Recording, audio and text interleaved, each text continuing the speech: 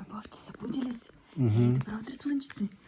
Аз съм направила кафенце и малък план за деня, какво да посвършим, защото все пак свободен ден, ама то трябва да се свършат някакви неща. Айде първо да си спиеме кафето и после излизаме. Обещала съм да минем през майка ти едни пастички, където и бях обещала да занесе. Малко са далечко, ама ще отидеме до Перник, колко му е. Тук 20 километра. И после да ходим да напазаруваме, защото няма нищо в хладилника.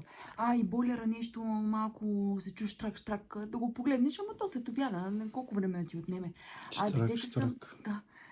На детето съм обещала на детски кът да отиде. И ще я заведеме. Пък и някаква площадка тук, ако има свободна с чиста парзалчица, може да минем малко да попарзаляме. И нещо коледно да купим. То само за една ОХ бивали. Направо излагаци. Един път годината е Коледа. Да напазараме малко топки, светлинки и това, да украсиме в къщи. И май това е за деня. Ако се сетиме още нещо и не остане свободно време, ще го оползотвориме, защото и там фугите малко са зацапани, може да префугираш, ама лекичко, ако остане време.